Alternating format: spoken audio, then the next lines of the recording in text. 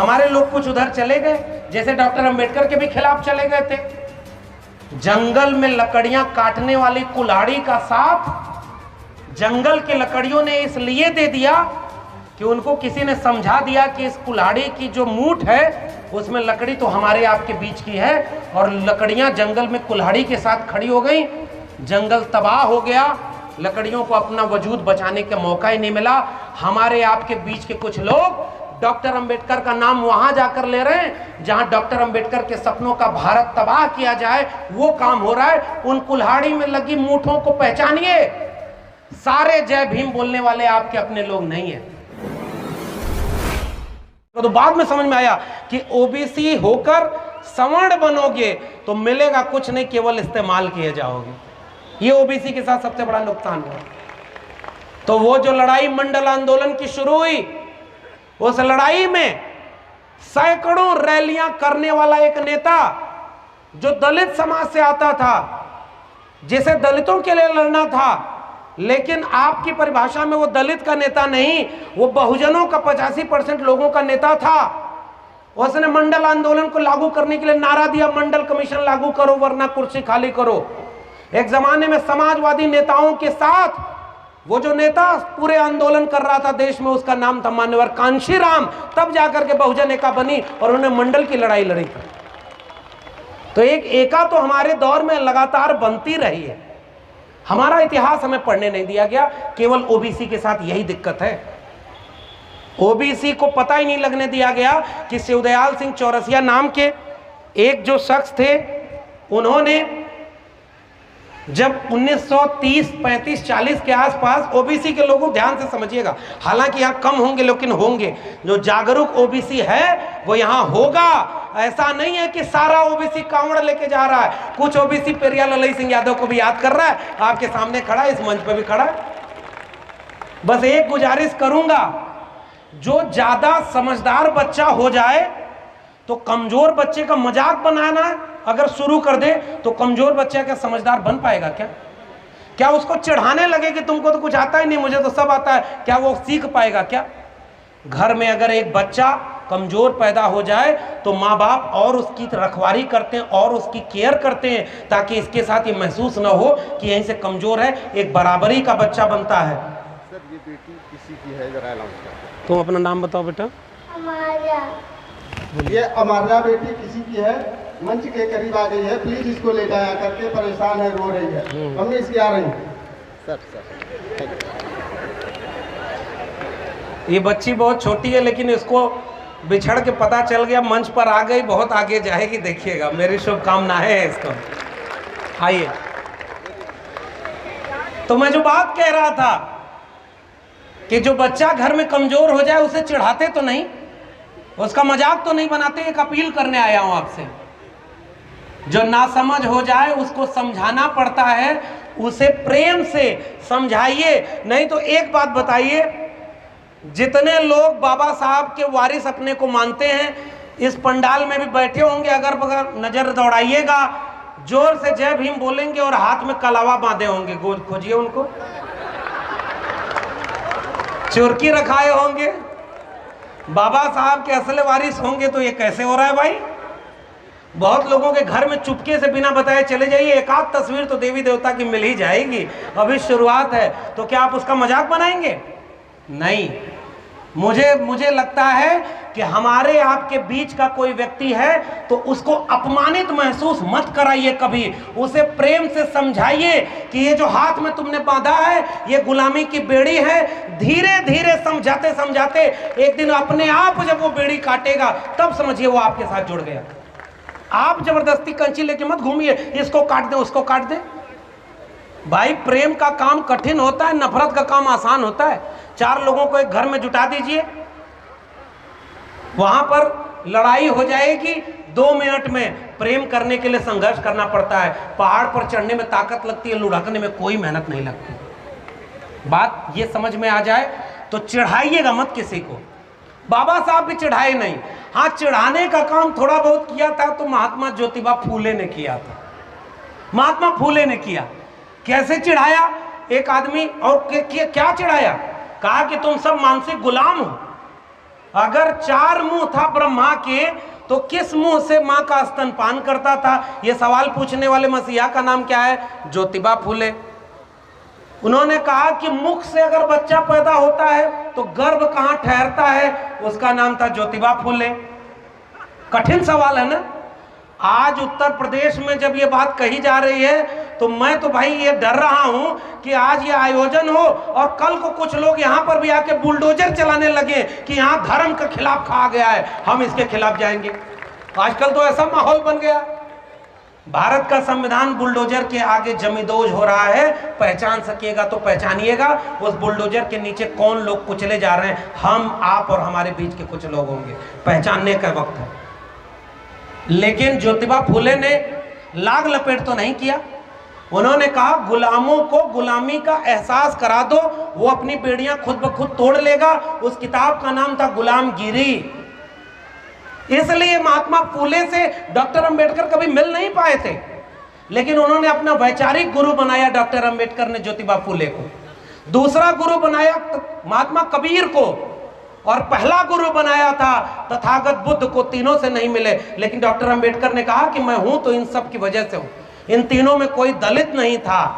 फिर भी डॉक्टर अंबेडकर को 90 के बाद भी कोशिश की गई कि देश को समझाया जाए कि डॉक्टर अंबेडकर केवल दलितों के नेता हैं।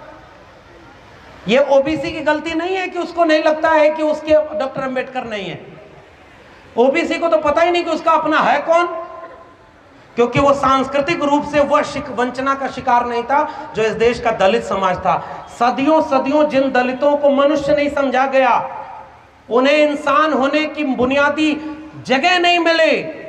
उन्होंने बहुत कुछ सहा है, बहुत पीड़ा और अपमान सहा है। तब से लेके अब तक धीरे धीरे वो पीड़ा और अपमान इतना सहते गए कि जब उन्हें अपना मसीहा नजर आया तो उसे दिल में बसाकर ताकत से खड़े हो गए, जाग गए। और आज देश के कोने कोने में 14 अप्रैल को लाखों लाख लोगों ने अपने मसीहा का जन्मदिन मनाया है। वो क्रांति का दिन है, मगर मीडिया आपको नहीं दिखाएगा।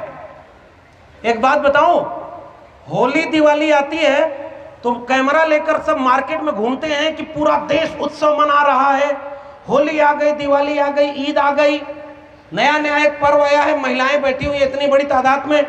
कड़वा चौथ में उसको कहता हूं, रोज दिखाएंगे कि देखो ये सिनेमा का व्यक्ति है, ये कड़वा चौथ मना रहा है, ये मना रहे, पूरे माहौल बनाया जाता है, एक उत्सव मनाया जा रहा है।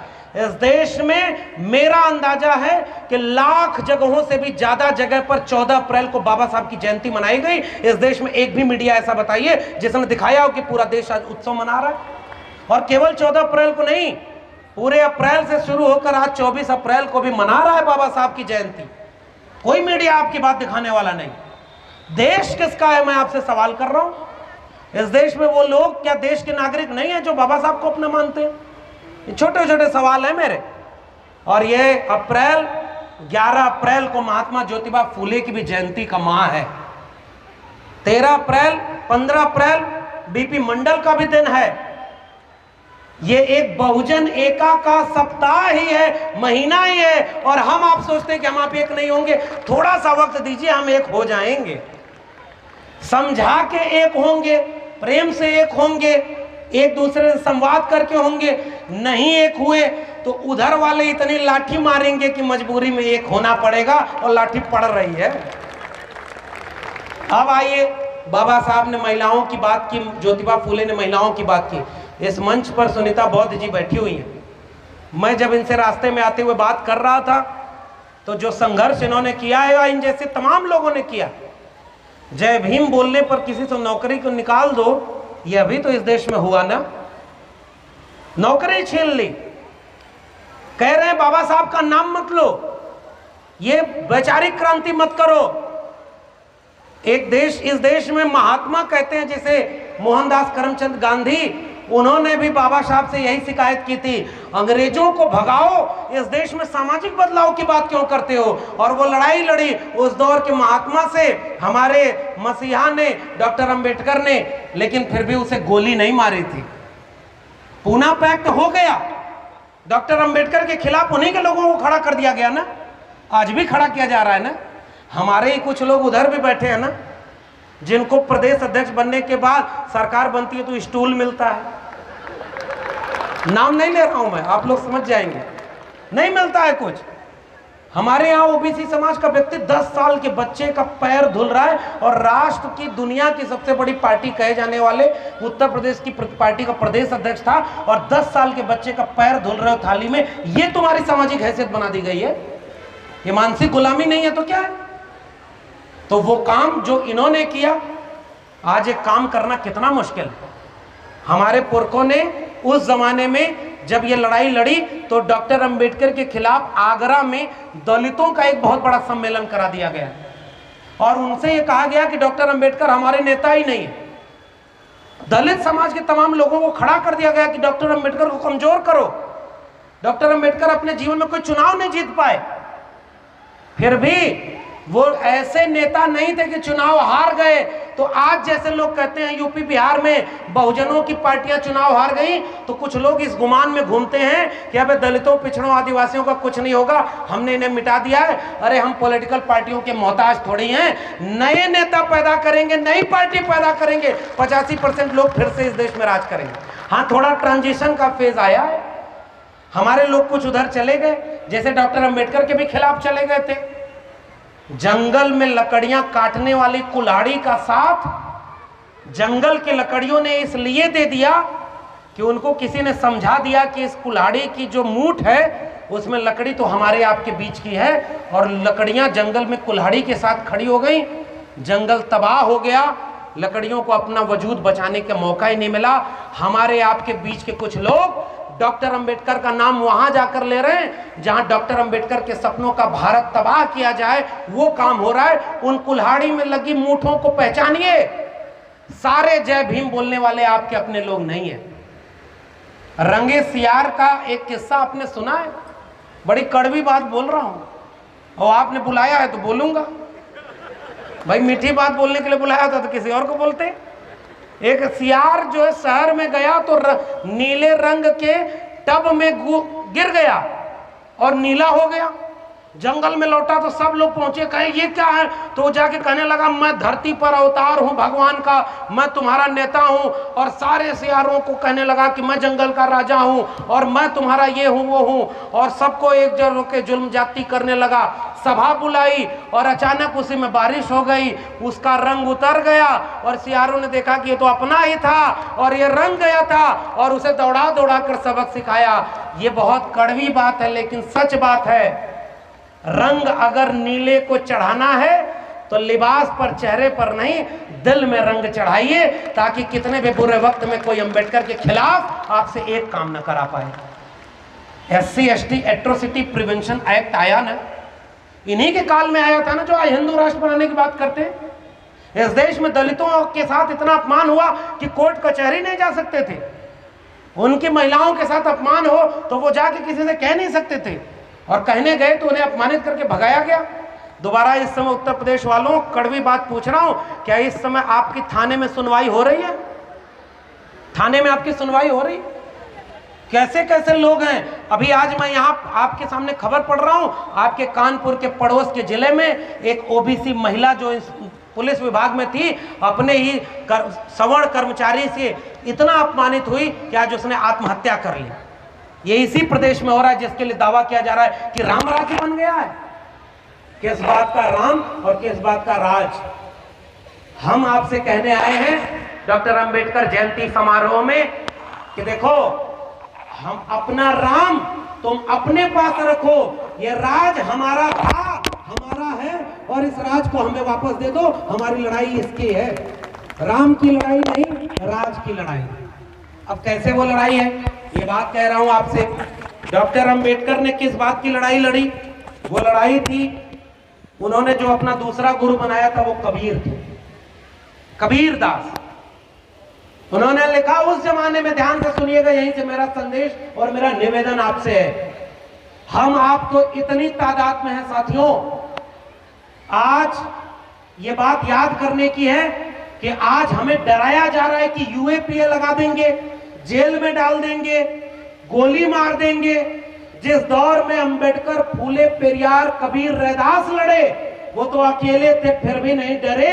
हम तो इतने लोग हैं, क्या उनके डर से चुप हो जाएंगे क्या? कबीर के साथ कोई मजमा चलता था क्या? लेकिन अकेले क्या लिखा? काकर काकर जोर के मस्जिद लई चिनाए, ताचड़ मुल्ला बाग दे क्या बहरा हुआ खुदाए। तो दूसरी तरफ कहा पाथर पूजे हरि मिले तो मैं पूजू पहाड़, ताते ये चाकी भली पीस खाए संसार। अरे इन दोनों राह न पाई, हिंदुन की हिंदुआई देखी, तुर्कन की तुर्काई, अरे इन दोनों राह न पाई। सब्सक्राइब करें आपके अपने चैनल समतावाज टीवी को, बेल आइकन दबाना ना भूलें सबसे पहले हमारी वीडियो देखने